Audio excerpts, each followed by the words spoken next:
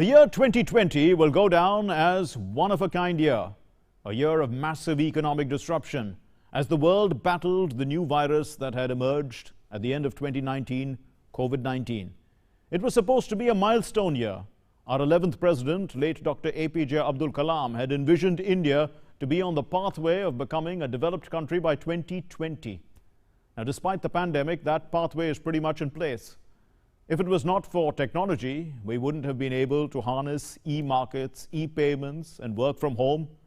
Adversity brought out the resilience of India's small and medium industries, agriculture, and workforce.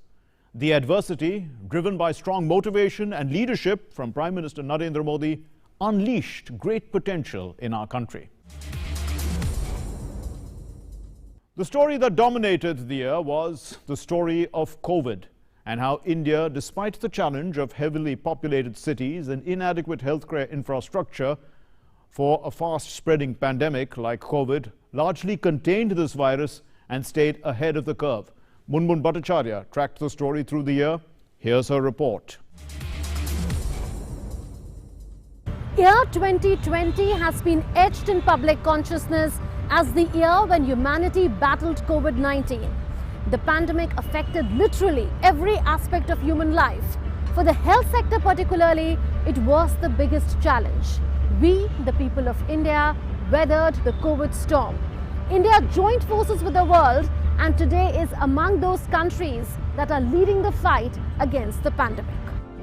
Informed citizens, health workers on the front line, and the right decisions of the central government taken at the right time empowered India to effectively combat COVID-19.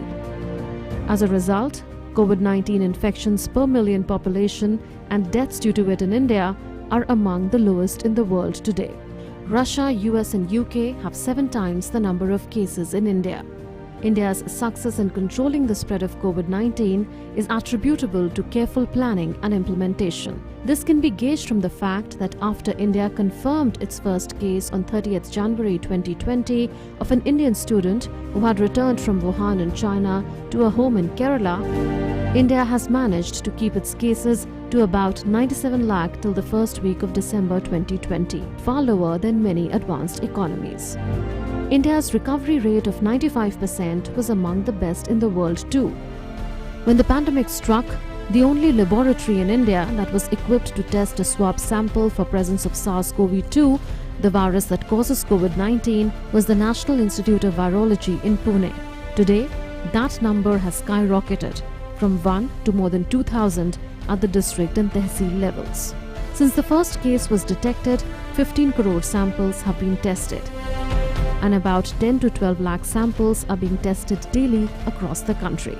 For the medical fraternity as a whole, it was a very challenging year that saw them rising to the occasion. They not only had to provide medical care to COVID-19 patients, but also treat other categories of patients. In the process, the telemedicine service proved to be a boon for them and for patients. At a time when exiting from the comforts of one's home could mean contracting the disease, a government program like eSanjeevani telemedicine service proved to be a lifesaver for those with other ailments. Over 10 lakh people in India benefited from the initiative of the Union Health Ministry. Under it, patients from far-flung areas of the country got online consultations from doctors. Even as the bulk of attention of the medical community was focused on tackling the pandemic, routine immunization drives for children and expecting mothers continued uninterrupted in India. A key role in the campaign was played by the Electronic Vaccine Intelligence Network. The same resources that are used in India's immunization campaigns will continue to play an important role in COVID-19 vaccination. 8 vaccines against COVID-19 are in various stages of development in India, and some of them are being tested on humans. India looks set for the world's largest vaccination campaign. In the first phase, the government plans to vaccinate 30 crore people. This phase includes 1 crore health workers, 2 crore police and paramilitary personnel, and 27 crore people above 50 years of age. A digital platform called CoWIN has been created to digitally track movement of stocks of vaccines and for last-mile vaccine delivery. The CoWIN mobile app will also be part of the digital platform. It will have several functions like enabling people to register themselves for receiving the vaccine, tracking temperatures of cold chain facilities, and preparing reports on vaccine sessions conducted and the number of people vaccinated. We built a strong IT platform to deliver the whole vaccine program, from logistics management, so temperature watching of the vaccine stockpiles, giving appointment, holding the sessions and so on. And similarly, the requirements for syringes and needles, all that is being met. The government is aware that the challenge does not end at development and administration of vaccines, and reinforcing public confidence in vaccines is as necessary as the exercise of vaccination itself.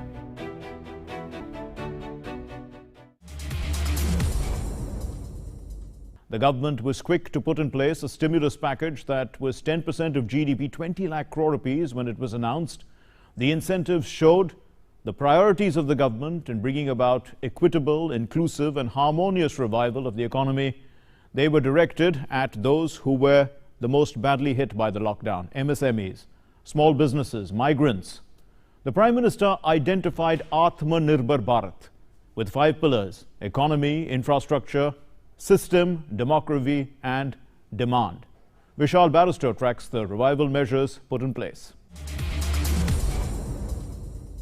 Using modern technology, the Swamitva Yojana aims to revolutionize the record keeping of the property ownership in the rural India. Launched on 24th April this year, the Prime Minister Swamitva Yojana is the scheme to map residential land ownership in the rural sector using modern technology like the use of drones. The scheme is aimed to revolutionize property record maintenance in India and was launched on the Panchayati Raj Divas by Prime Minister Modi. The scheme is aimed to create property ownership record of land in villages and empower rural population with grant of official document confirming their ownership of land titles. The demarcation of inhabited land in rural areas would be done by the use of latest surveying methods.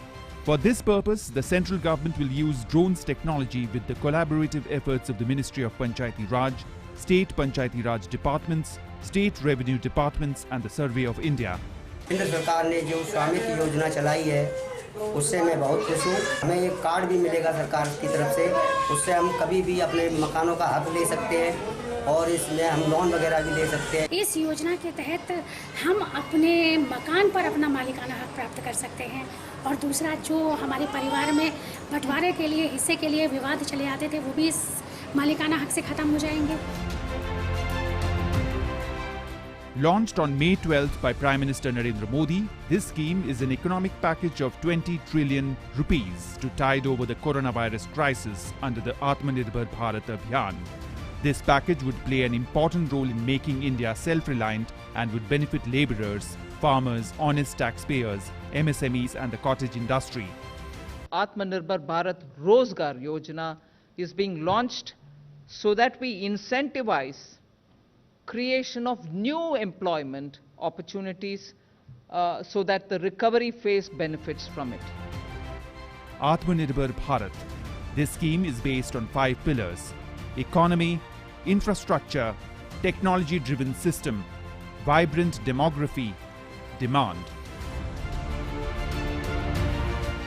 Launched on June 20th by Prime Minister Modi, the Garib Kalyan Rozgar Abhiyan aims to boost employment and livelihood opportunities for migrant workers returning to villages in the wake of COVID-19 outbreak. It focuses on durable rural infrastructure and providing modern facilities like internet in the villages, skill mapping of the rural migrant labour being done to help them work closer home, 50,000 crore rupees worth project to be implemented in a mission mode campaign in 125 days in 116 districts of 6 states. जब corona महामारी का संकट बढ़ना शुरू हुआ था तो आप सभी, केंद्र सरकार हो या राज्य सरकार, दोनों की चिंताओं में बने हुए थे। इस दौरान जो जहां था वहां उसे मदद पहुंचाने की कोशिश की गई। हमने अपने श्रमिक भाई बहनों के लिए स्पेशल श्रमिक ट्रेनें भी चलाई। Launched on 31st July, the scheme for affordable rental housing complexes, a sub-scheme under Pradhan Mantri Awas Yojana Urban, provides accommodation at affordable rent to urban migrants and poor. Following steps have been taken to implement the scheme of ARHCs for urban migrants poor. When you are in a crisis, you have to spend your way out of the crisis. And I can't think of any better way of getting out of the crisis than to step on the accelerator insofar as the construction industry is concerned. PM Swanidhi scheme was launched on June 1st, 2020 by the Ministry of Housing and Urban Affairs to help street vendors who were impacted by the coronavirus pandemic resume their livelihood activities.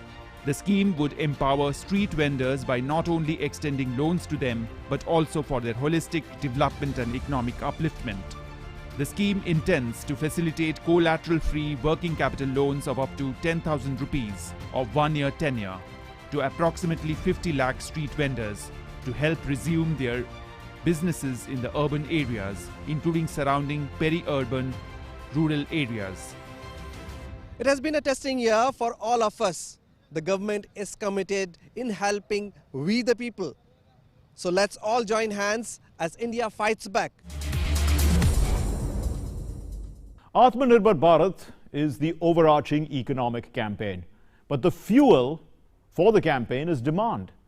Demand drives the economy, and while the global economy was in tatters, demand had to be generated locally.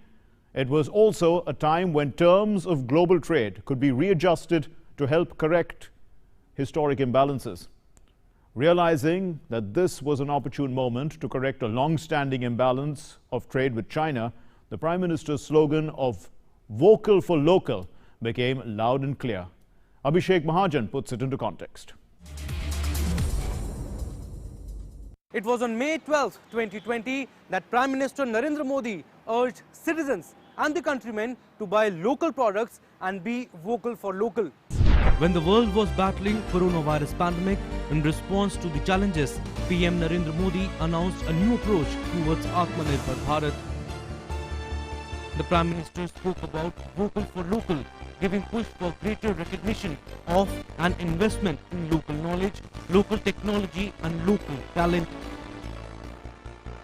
On May 12, 2020, Prime Minister Narendra Modi announced a stimulus package of $260 billion to revive the Indian economy.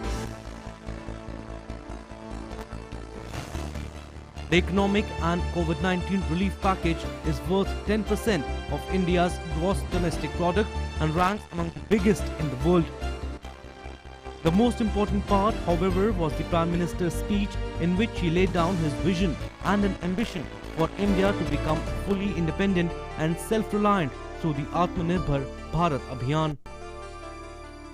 Corona संकट ने हमें local manufacturing, local market, local supply chain, इसका भी महत्व बराबर समझा दिया है। संकट के समय में लोकल ने ही हमारी डिमांड पूरी की है, हमें इस लोकल ने ही बचाया है। Finance Minister Nirmala Sitharaman, through 5 press conferences, announced the detailed measures under the economic package Atmanirbhar Bharat Abhiyan to kickstart the economy. PM Modi, as a valiant leader, kept inspiring people to buy Indian products, become self-reliant and, most importantly, be vocal for local. From the ramparts of Red Fort, he said that the mindset of Free India should be vocal for local to achieve the goal of Atmanirbhar Bharat, that is self-reliant India. आज हमें फिर से संकल्प लेने की जरूरत है। ये संकल्प आजादी के लिए बलिदान देने वालों के सपनों को पूरा करने का हो। ये संकल्प 130 करोड़ देशवासियों के लिए हो। ये संकल्प हमारी आने वाली पीढ़ियों के लिए हो, उनके उज्जवल भविष्य के लिए हो। ये संकल्प आत्मनिर्भर भारत के लिए हो। हमें शपथ लेनी होगी, हमें प्रतिज्ञा करनी होगी। हम आयात को कम से कम करने की दिशा में योगदान करेंगे। हम अपने लघु उद्योगों को सशक्त करेंगे। हम सब लोकल के लिए वोकल बनेंगे। He constantly pushed for the need of self-reliance as he highlighted the country's success in fighting the coronavirus disease. Ahead of the festivals too, PM not only warned them to be safe and follow all the government protocols, but urged them to buy Indian products. He in fact requested spiritual leaders to spread the message of vocal for local. To prepare in this post-pandemic globalized world, countries will need to be open to trading with each other without becoming dependent on each other. To do this, the countries will have to become self-reliant and self-sufficient. Now the time has come to make our nation and its every citizen independent. This is the time that we not only buy local products but also advertise them at the global level. And this is our responsibility. The responsibility now lies on us to make the 21st century the century of India. India's defense forces will always be respected for their dedication in protecting our country from two hostile neighbors and in providing a counterweight to the expansionist designs of China in the maritime domain. 2020 will go down as a year of exceptional courage and valor shown by the armed forces, especially in the standoff in eastern Ladakh, where 20 of our braves made the supreme sacrifice in defending the Galwan Valley and causing considerable loss of life on the Chinese side. Nandita Dagar looks at how this incident largely shaped our defense strategies in 2020. As the world stood still due to COVID-19, Chinese attempted intrusions into Ladakh at the LAC led to tensions between the two Asian giants. Changes in the procurement procedures of the Defense Ministry pushed India closer to Atmanirbharta. India and US came even more close in their strategic ties, and Indian Navy forged deeper partnerships with countries of the Indian Ocean. On 29th of July, the first 5 Rafales of the 36 ordered by India from the French firm Dassault landed in India after a 7,000-kilometer long flight from France. Videos of scuffles between Indian and Chinese soldiers at Pangongso in Ladakh surfaced in May, but the relations between the two nuclear powers touched a new low on the night of 15th and 16th of June, when Indian and Chinese PLA soldiers clashed at the Galwan River Valley. 20 Indian soldiers were martyred, but not before killing more than 45 Chinese troops in hand-to-hand combat. The Chinese did not disclose the number of their casualties. This was the first loss of life on the borders with China in more than 4 decades. The Prime Minister himself visited the LAC and met the troops in the hostile conditions. His visit and address to the Jawans at the LAC boosted the morale of the whole nation and gave a strong message to China. Its expansionism will be fought with Indian valor, and India will not tolerate any violation of her territory. The Indian Army began a massive mobilization to the borders. On the night of 29th of August, the Indian Army achieved a major tactical victory by preempting Chinese moves and capturing several peaks in the Kailash ranges south of Pangongso. 8 rounds of Lieutenant General level talks between the armies took place, although they did not yield a breakthrough. 101 items were placed on the negative list for imports on 9th of August to boost Make in India in defense and create a self-reliant military and innovative arms manufacturing industry. The tense situation at the northern borders in eastern Ladakh prompted the Defence Ministry to approve almost 39,000 crore rupees worth of capital acquisitions, out of which rupees 31,000 crores worth of equipment was from the Indian industry, especially the MSMEs. This mega buying list included 21 MiG-29s, 12 Sukhois and upgradation of 59 MiG-29s. On 17th of December, under the new defence acquisition procedures, the Defence Ministry approved 28,000 crore rupees worth of equipment, out of which 27,000 crore rupees worth would be sourced from the Indian industry as part of Make in India and Atmanirbhar Bharat campaigns for a self-reliant India. The first 5 Rafales were formally commissioned into the Golden Arrows Squadron at Ambala on 10th of September with the Defence Ministers of India and France in attendance. They were operationalized in the 21 Squadron and are built a game changer in India's air superiority and air defence with their Scalp and Meteor missiles. All through May and June, the Indian Navy continued its massive evacuation operation of bringing back Indians stranded abroad. Operation Samudra Setu began on May 5th and ended on 8th of July. In this period, the naval ships INS Jalashwa and platform docks INS Airavat Shardul and Magar ferried almost 4,000 Indians to their homeland by sea. It was the 24th edition of the Malabar exercises in November, which was the highlight of the calendar year. This year, the Malabar exercises, which were held in 2 phases, featured all 4 Quad countries. Australia too participated along with Japan, USA and India. The anti-submarine warfare drills by the 4 navies in the Bay of Bengal of Vizag in early November sent a message for freedom of navigation and rules-based order in the Indo-Pacific region. It was the answer to Chinese muscle flexing and aggression in the South China Seas and Indian Ocean. The second phase of Malabar in the Arabian Sea in late November was even more large in scale and more complex. The carrier battle groups Vikramaditya and the nuclear-powered Nimitz, along with their respective fighter jet components, MiG-29Ks and F-18s respectively, projected power to deter India's adversaries. The combined talks between US Foreign and Defense Secretaries Mike Pompeo and Mark Esper with Indian Foreign and Defense Ministers S. Jaishankar and Rajnath Singh are called the 2+2 Dialogue. This year on 28th of October, the 3rd edition of the 2+2 Dialogue took place at Hyderabad House in New Delhi. The main outcome of the meeting was the signing of the Indo-US Basic Exchange and Cooperation Agreement for Geospatial Coordination, also known as BECA. Defence Expo is India's biennial military exhibition that seeks to showcase the potential of the country to become a global defence manufacturing hub. The 11th edition of Defence Expo was held in Lucknow in February, aiming to hard sell Uttar Pradesh's upcoming defence industrial corridor and industry-friendly infrastructure and policies to foreign firms. On 7th of September, India conducted a successful test flight of the indigenously developed Hypersonic Technology Demonstrator Vehicle or HSTDV, joining an elite group of countries, that is the US, Russia and China, who possess the technology.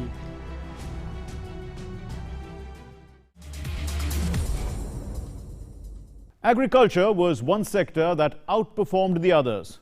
Indian agriculture performed remarkably under the lockdown. Crops were relatively unscathed, and other sectors of the rural economy too were not badly impacted. In fact, the economic recovery could largely be a result of rural demand. It was an important year for agriculture. The sector was freed from several limitations due to the passage of agricultural reforms, which have been debated for decades. However, a section of farmers protested against these reforms, but the sector has always remained a key priority of the Modi government, especially through the year gone by. Vikas Sarthi tells us more. To overcome the long-standing problems and challenges of the agriculture sector, Modi government chalked out a long-term revival plan for the sector. आत्मनिर्भर भारत आज कृषि क्षेत्र में बना है। आज भारत के किसान भारत के नागरिकों का ही पेट भरते इतना नहीं है। आज भारत वो स्थिति में है कि दुनिया में जिसकी जरूरत है उसको भी हम अन्न दे सकते हैं। अगर ये हमारी शक्ति है, आत्मनिर्भर की ये ताकत है, तो हमारे कृषि क्षेत्र में भी मूल्य वृद्धि आवश्यक है।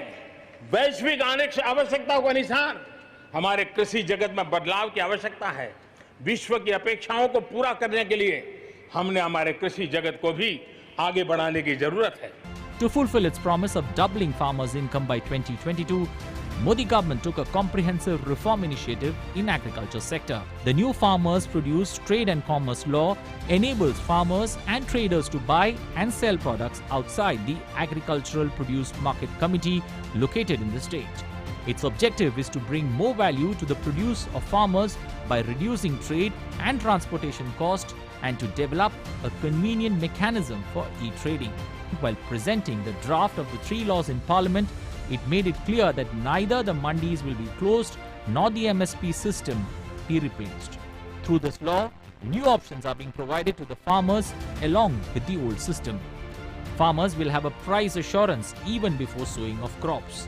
The farmers will have full power in the contract to fix a sale price of his choice for the produce. In case of higher market price, farmers will be entitled to this price over and above the minimum price. The new legislation will help drive up investment in cold storages and modernization of food supply chains.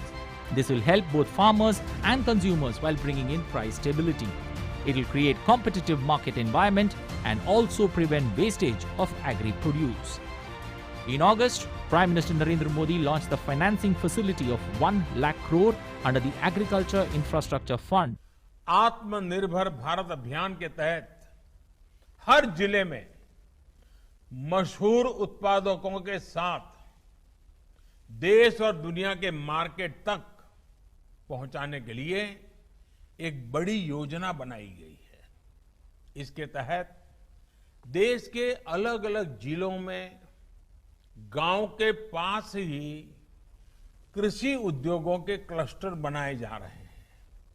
साथियों, अब हम उस स्थिति की तरफ बढ़ रहे हैं जहां गांव के कृषि उद्योगों से फूड आधारित उत्पाद शहर जाएंगे और शहरों से दूसरा औद्योगिक सामान बनकर गांव पहुंचेगा। खेती से जुड़े स्टार्टअप्स को प्रोत्साहित किया जा रहा है। अभी तक लगभग 350 कृषि स्टार्टअप्स को मदद दी जा रही है। ये startups food, particularly food processing से जुड़े हैं, artificial intelligence, internet of things, खेती से जुड़े स्मार्ट उपकरणों के निर्माण और रिन्यूएबल एनर्जी से जुड़े हैं। Prime Minister also released the 6th installment of funds of 17,000 crore rupees to 8.5 crore farmers under the PM Kisan scheme. पलक झपकते आपने देखा होगा, स्विच ऑन किया और पीएम किसान सम्मान निधि के 17,000 करोड़ रुपए सीधे 8.5 करोड़ किसानों के खाते में जमा हो गए। कोई बिचौलिया नहीं, कोई कमीशन नहीं, सीधा किसान के पास चला गया। In December, Cabinet Committee on Economic Affairs, chaired by Prime Minister Narendra Modi, approved assistance of about 3,500 crores for sugarcane farmers. This assistance would be directly credited into farmers' account. India's influence has been growing globally, largely driven by strong leadership and a foreign policy that sees India as second to none, India first. As in the past, this year too, India played a key role in evacuating citizens who were stranded abroad. But apart from that, India was at the forefront in the global fight against COVID as the pharmacy of the world, providing medicines like hydroxychloroquine and other drugs. India helped play a key role in assisting the global response to the virus. Abhishek Jha tells us more. India's stature globally has definitely been elevated in the past year. India's leadership and foreign policy have raised the world's confidence in India. Despite the COVID pandemic, leaders continued to engage with each other via video conference. A SAARC virtual summit took place at Prime Minister Narendra Modi's initiative, aimed at mobilizing South Asia's collective response to the pandemic. PM Modi in 2019 had invited US President Donald Trump to visit India, and the US President did visit India this year. India being elected as a non-permanent member of the UN Security Council was also seen as a major diplomatic victory. India's 2-year membership begins from January 2021. India is also in a leadership position in the WHO and will chair the G20 in 2022. Union Health Minister Dr. Harshvardhan was appointed as the chairman of the Executive Board of the World Health Organization at a time when the world was facing an unprecedented health crisis for all living humanity. India is expected to play an important role in dealing with future pandemics as well. India aims to bring about institutional reform in various multilateral global forums. In fact, India has redefined its diplomacy in view of COVID in 2020. The Prime Minister conducted virtual summits with his counterparts in Australia and Bangladesh, and with the current leadership of the European Union. India also took part in important global engagements including NAM, Non-Aligned Movement, G20 Summit and ECOSOC, Economic and Social Council of the United Nations. With the abiding philosophy of Vasudhaiva Kutumbakam, India came forward to assist in the global fight against COVID by ensuring the supply of essential goods to friends and allied countries. With the Neighbourhood First policy, India sent hydroxychloroquine tablets to Afghanistan, Bhutan, Bangladesh, Nepal, Maldives, Mauritius, Sri Lanka and Myanmar. In addition, Indian military doctors were deployed in Nepal and Maldives to assist in COVID-19 care. India assisted more than 150 countries with medicines and protective equipment. Medical teams were also sent to friendly countries such as Kuwait, Mauritius, Maldives and Seychelles. India's Atmanirbhar Bharat campaign converted a crisis into an opportunity. Bharat में हमने आत्मनिर्भर भारत अभियान के तहत एक व्यापक reform process शुरू किया है। यह कैंपेन इस विषय पर आधारित है कि एक सेल्फ रिलायंट और रेजिलिएंट भारत पोस्ट कोविड अर्थव्यवस्था के लिए फोर्स मल्टीप्लायर हो सकता है और ग्लोबल वैल्यू चेन्स में एक मजबूत योगदान दे सकता है। India connected more closely with foreign partners to emerge globally more competitive. The call of vocal for local increased both domestic production and consumption and value addition to the integrated global supply chain. India helped evacuate stranded citizens of friendly countries from Wuhan, China at the start of the coronavirus. Citizens of Bangladesh, Myanmar, Maldives, South Africa and Madagascar were evacuated and placed in quarantine in India before returning to their own countries. India's credibility as a responsible global power grew. The economy was obviously impacted by the COVID crisis, but skillful attention and also at the right time, timely interventions through stimulus equal to 30 lakh crore rupees in total, 15% of GDP, put the economy back on track. It was the resilience of Atmanirbhar Bharat and reflects the strength of New India. The stock markets hit lifetime highs by the end of the year. Abhishek Jha reports. In a bid to recover economy from impacts of COVID-19, government released a special package of over 30 lakh crore rupees, costing over 15% of the GDP. The relief packages are aimed to provide stability and security along with new job opportunities with vision to make India self-reliant. Finance Minister has said that India will not worry about missing its budget deficit target as it seeks to step up spending to support the economy. India has done relatively well in terms of COVID recovery rate.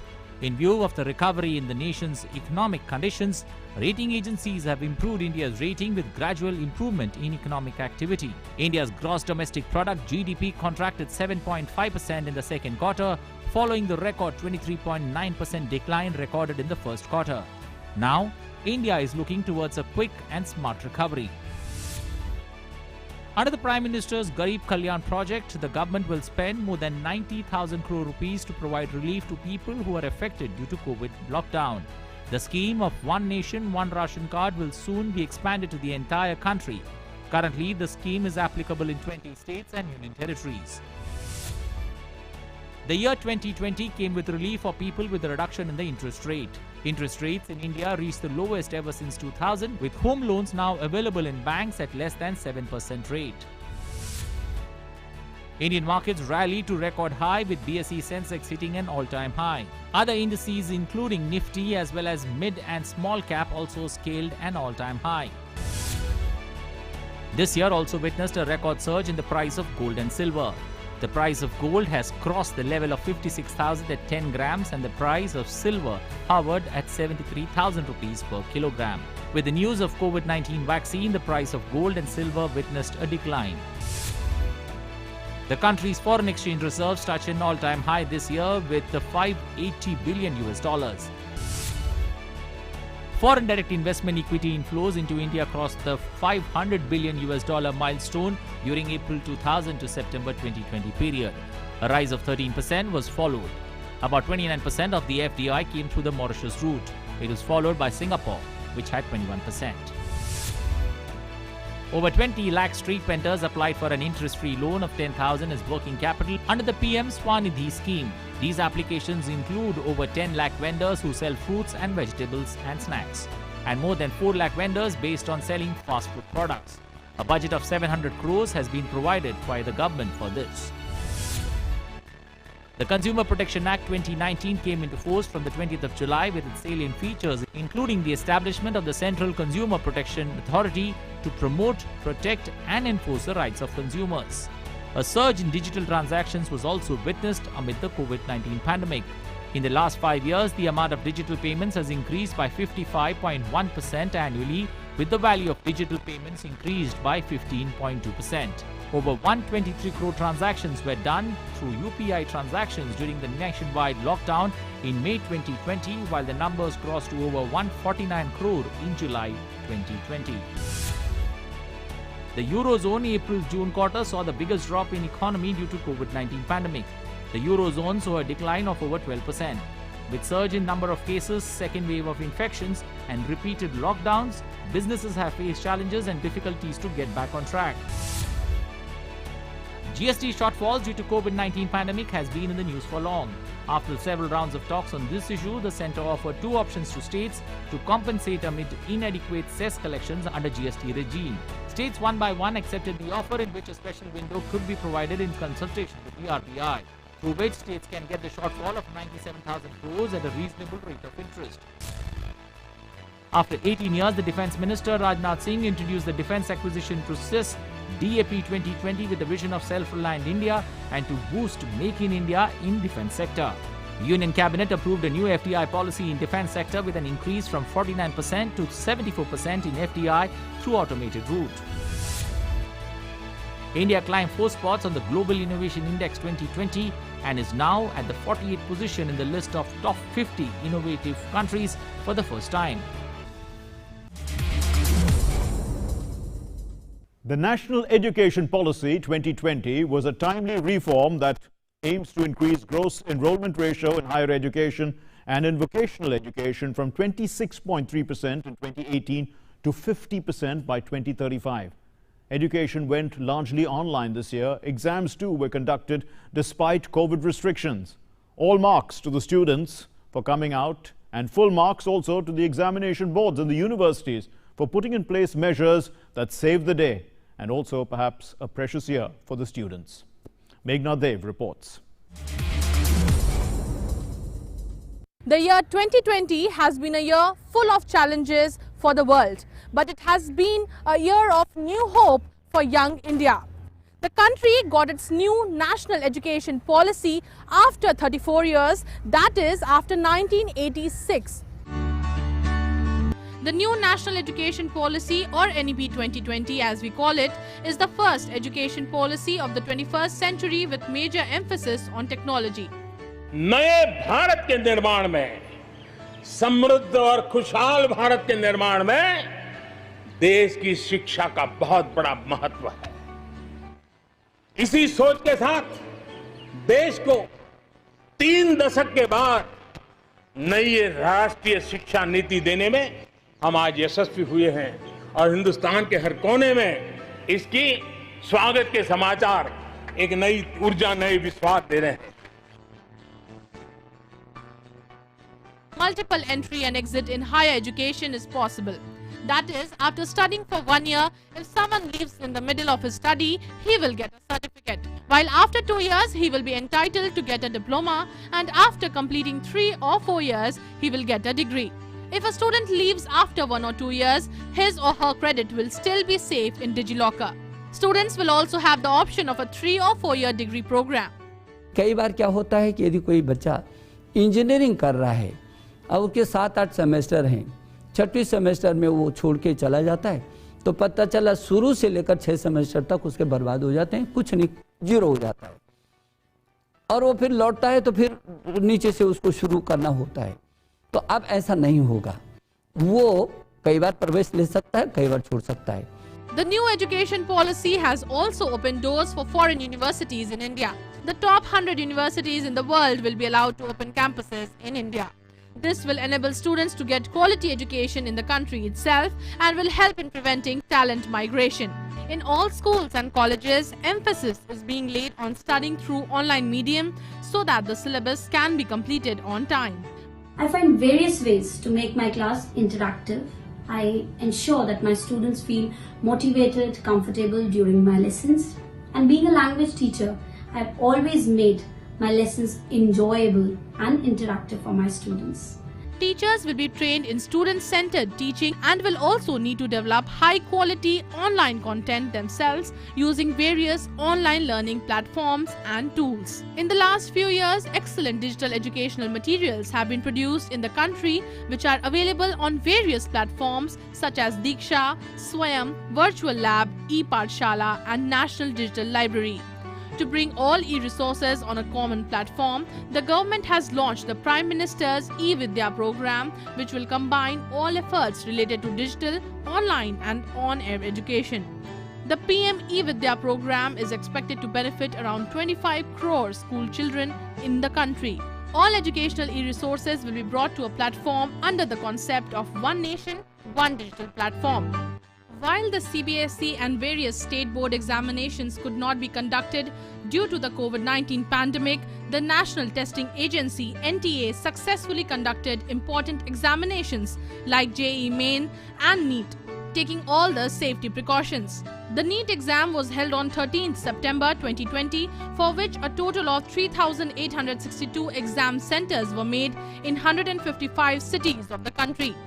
The examination was conducted at all these examination centers, completely abiding by the COVID protocols. Keeping in mind that the students should not face any difficulty in appearing in the examination, the students were allotted examination centers in the cities of their first preference. Postpone करने का मतलब बच्चे का एक साल बेकार हो जाना। बहुत अच्छा हुआ जो गवर्नमेंट ने अपना अरियलपन दिखाया और सुप्रीम कोर्ट का भी बहुत अच्छा फैसला है कि नहीं, बच्चे का साल खराब नहीं होना चाहिए और फैसला अच्छा हुआ। At the end of the year, on December 16, Education Minister Ramesh Pokhriyal Nishank made a big announcement regarding the JEE Mains examination. The Education Minister announced that from next year, that is from 2021, the JEE Main examination will be held 4 times a year. He said that the next year JEE Mains examination will be held in 4 sessions in February, March, April and May, and a student can attend 1 or more sessions as per his convenience. Overall, while the new education policy paved way for educational reforms, online education also took a front step to provide quality education to all. Online education, or digital education as we call it, has become the new normal during the pandemic. Though there were e-learning platforms already available such as Swayam, Diksha, ePathshala, but these platforms have expanded during the pandemic. The National Education Policy has also laid a lot of emphasis on online education. Sports got into a bubble, literally, this year. And by the time it was available for sports lovers to relish, it was under several restrictions. But in the end, the new normal gave us plenty of moments to recall. Narayan Singh reports.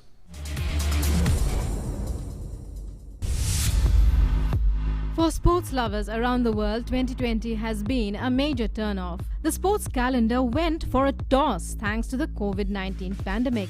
Almost all the major events were either cancelled or postponed. The 2020 Summer Olympics, to be held in Tokyo, was one of the major sporting events to be called off. After much speculation, it was announced that the 2020 Olympics would be postponed to 2021. The games are still titled 2020 Tokyo Olympics, but will now be held from July 23rd to the 8th of August 2021.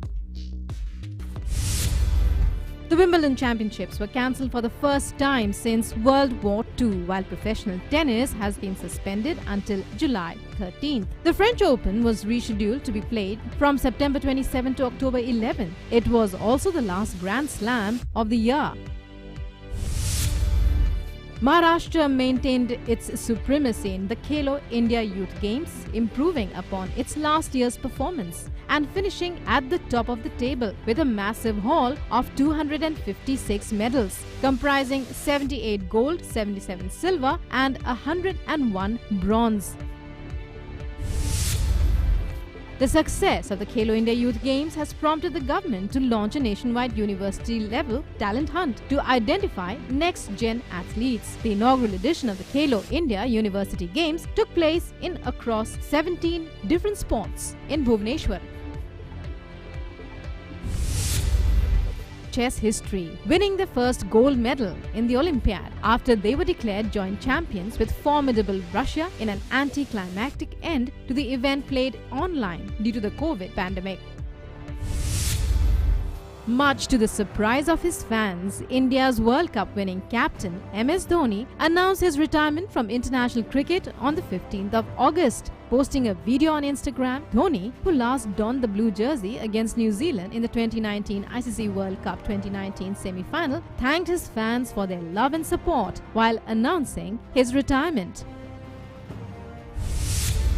In an unprecedented first, the Sports Ministry awarded as many as 5 Khel Ratna honours this year, which included cricketer Rohit Sharma, wrestler Vinesh Fogart, para-athlete Mariyappan Thangavelu, Monica Batra from table tennis, and women's hockey team captain Rani. Argentinian football legend Diego Armando Maradona, one of the greatest players of all time, passed away after a heart attack. He was 60.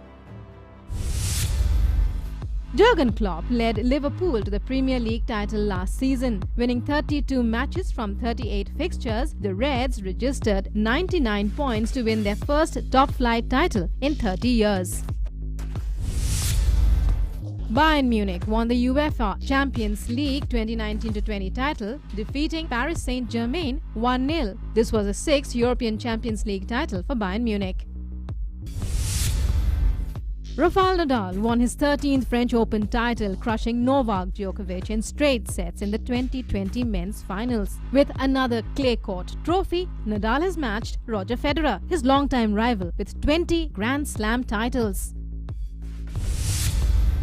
Osaka won her 3rd Grand Slam title in the US Open with a brilliant comeback victory over Victoria Azarenka, but her success will be remembered as much for her impact off the court as on it. Russia's ban from all major sporting events after a doping scandal has been cut to 2 years by the Court of Arbitration for Sport. The ban still prevents Russia from competing in the Tokyo Olympics and Paralympics, set to be held next year, and football's 2022 World Cup in Qatar. British Formula One driver Lewis Hamilton has equaled Michael Schumacher's record after winning his 7th world title. Hamilton is now the most decorated racer the sport has ever seen, with more wins, more poles and more podiums than any driver who has gone before. Jehan Daruvala created history when he became the first Indian to win a Formula 2 race during the Sakir Grand Prix. A thrilling battle against F2 champion Mick Schumacher and Daniel Ticktum saw the 22-year-old Indian emerge on top in the support race of the season, ending Formula 1 Grand Prix.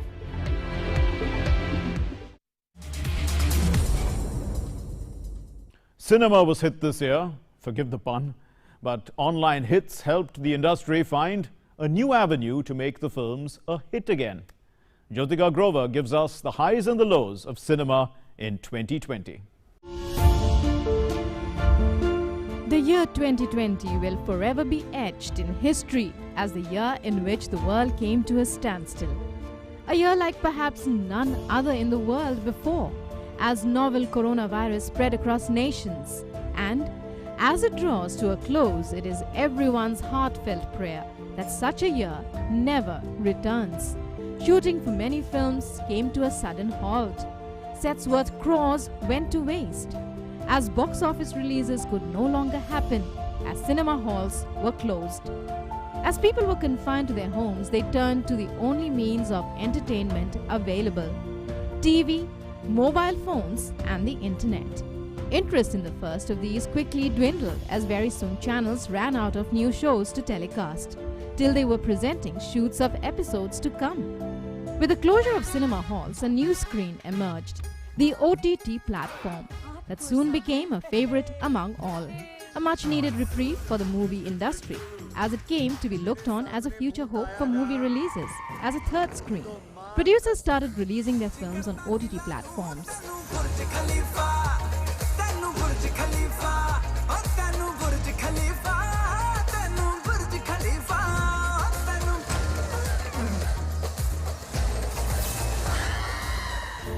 As for TV, when channels ran out of new shows to telecast, the Information and Broadcasting Ministry ensured the nation was once again glued to the sets, with the retelecast of old favorites Shaktiman, Chanakya, and epic favorites Ramayana and Mahabharata. Arjun, बैठो. मैं तो आपके चरण स्पर्श करने आया था पितामह, और ये कहने आया था कि आज हम लोग इंद्रप्रस्थ जा रहे हैं। All I have for you is a word. Hollywood too felt the impact of novel coronavirus. While many big budget releases were postponed, many opted for OTT releases. My turn. Get used to it.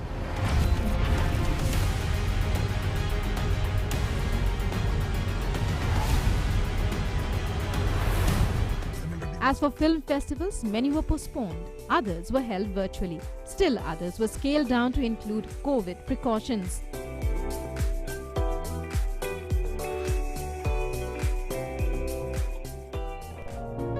Hollywood also lost a number of important names this year. No doubt it has been a year with more than its fair share of bitter moments. But, as they say, the show must go on.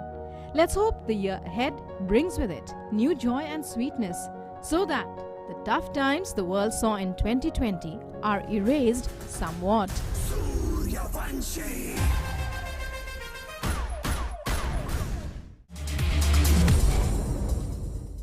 And let's take a look now at the few standout headline stories of the year in a chronological order, a recap, if you wish, of the year that's gone by, glimpses of what made the news. On January 1, 2020, the country's first Chief of Defence Staff, General Bipin Rawat, took charge.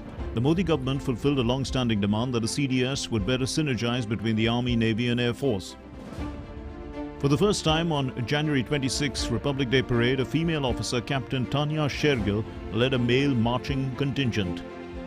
On January 30, the first COVID case in the country came to light in Kerala. The World Health Organization declared COVID-19 a pandemic. On February 5, Prime Minister Narendra Modi formed the 15-member Ram Janmabhoomi Teerth Kshetra. It will construct the Ram Temple in Ayodhya. On 23rd February, some elements tried to incite riots in the capital against the CAA. 42 people were killed in the violence and property was damaged in many places. On March 12, the first COVID death was reported in the country. The central government intensified its war against the virus by strengthening healthcare infrastructure. On March 20, 4 convicts of the Nirbhaya gang rape case were hanged after a nearly 7-year-long legal battle. Nirbhaya was gang raped in Delhi on the 16th of December 2012 and died on the 29th of December 2012. On 22nd of March, Prime Minister Narendra Modi for the first time called a Janta curfew in the country. The Janta curfew was for 1 day. On March 24, Lockdown 1 was imposed in the country, under which all people except those connected with essential services were asked to stay at home. On the 2nd of April, the government launched the Arogya Setu app, which helped in tracking and tracing the corona infection. On the 5th of April at 9 p.m, Prime Minister Narendra Modi asked people to come on their balconies and to light a diya to remove the darkness of COVID. Lockdown 2 was imposed on the 14th of April to the 3rd of May. 10,000 COVID cases were reported in the country. Lockdown 3 was imposed on the 1st of May until the 17th of May. Shramik special trains started operating in the country from May 1. Government made arrangements to help migrant labourers reach their home states. On 7th May, the Vande Bharat mission started. Indians who were stranded abroad started to return home, brought back by air and sea. On May 17th, lockdown was further extended till the 31st of May, although some concessions were introduced in areas where the infection rate was low. On June 8, Unlock 1 was announced. After 75 days, many activities were allowed to slowly return. On July 5, customs officials revealed a major case of gold smuggling in Kerala, reaching the Chief Minister's office. Later, several senior officials of the state were arrested in the case. On August 5, Prime Minister Narendra Modi participated in the Bhumi Pujan of the construction of the Ram Temple in Ayodhya. The work of the construction of the Ram Temple started after that. On September 30, after nearly 28 years in the Babri Masjid demolition case, all 32 accused were acquitted by a special CBI court, including BJP leaders L.K. Advani, Murli Manohar Joshi, Kalyan Singh and Uma Bharti. On the 31st of October, Prime Minister Narendra Modi launched the country's first seaplane service in Gujarat. The seaplane service was launched from Ahmedabad to Kevadia. It lands at the Statue of Unity complex in Kevadia. On the 11th of November, the BJP-led NDA won the Bihar Assembly elections and Nitish Kumar became the Chief Minister for the 4th consecutive term. On the 12th of November, Prime Minister Narendra Modi unveiled the statue of Swami Vivekanand at Jawaharlal Nehru University, Delhi. On December 4th, the BJP won a major victory in the elections to Greater Hyderabad Nagar Nigam and registered its presence in the politics of Telangana. On December 10, BJP President JP Nadda's convoy was attacked in West Bengal while he was travelling from Kolkata to Diamond Harbour. Nadda was not hurt, but many people, including leaders like Kailash Vijayvargiya, were injured. On the 27th of December, Prime Minister Narendra Modi inaugurated India's first ever driverless train operations on Delhi Metro's Magenta line from Janakpuri West to Botanical Gardens.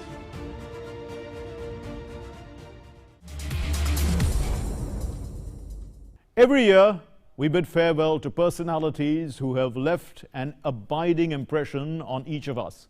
Public personalities of great stature. There were many, some who succumbed to coronavirus. But let's recall some of the personalities from the world of politics and entertainment.